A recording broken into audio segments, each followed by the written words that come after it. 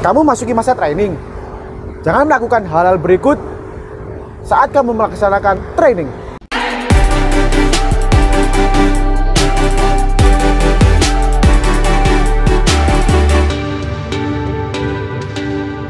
Berbuat kesalahan memang wajar, namun tidak semua kesalahan dapat kamu perbaiki tanpa adanya konsekuensi. Ingat bahwa program manajemen training bukanlah hal yang dapat kamu ulang kedua kalinya. Berikut adalah berbagai kesalahan yang dilakukan oleh fresh graduate ketika melakukan manajemen training karena berpotensi mengganggu perjalanan karirmu di masa depan. Yang pertama, banyak mengeluh. Program manajemen training terkadang memberikanmu berbagai tantangan dan kewajiban yang terkadang terasa berat. Tapi, merasakan kesulitan itu adalah hal yang paling wajar.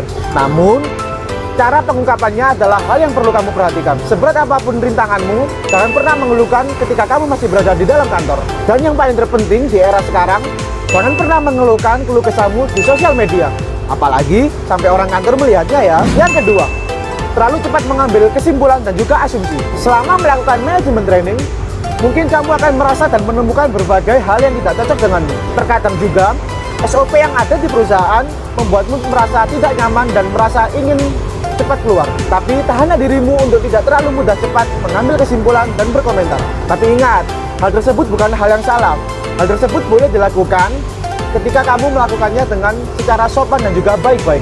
Karena ada banyak pelajaran yang tidak akan kamu dapatkan ketika masa perkuliahan. Oleh karena itu, selama kamu melaksanakan manajemen training, kamu harus berusaha semaksimal mungkin untuk memahami seluk-beluk perusahaan. Yang ketiga, berkompetisi secara tidak sehat. Antar sesama pengikut manajemen training, mungkin kamu akan merasakan berbagai kompetisi. Namun ingat juga bahwa setelah manajemen training, kamu akan bersamanya dan akan menjadi partner, dan bisa-bisa kamu akan seterusnya bekerjasama bersama dia. Jika hubungan kalian tidak harmonis, bisa saja ke depannya kalian tidak akan pernah merasakan nyaman antara keduanya. Karena sikap yang membuat rekan kerjamu tidak nyaman dianggap beresiko bagi perusahaan. Oleh karena itu, hindari perilaku yang beresiko untuk menimbulkan kegaduhan di dalam perusahaan. Yang keempat, melewatkan peluang networking. Selama program manajemen training, kamu akan mengalami berbagai rotasi divisi. Selain sebagai pengetahuan kita pada awal masuk perusahaan, program perpindahan divisi ini berfungsi untuk membangun networking yang lebih luas dalam perusahaan.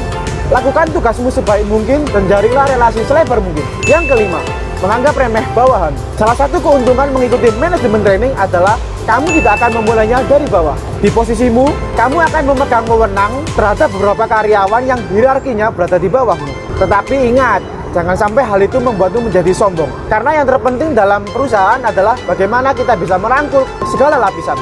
Yang keenam, berkelit jika berbuat kesalahan.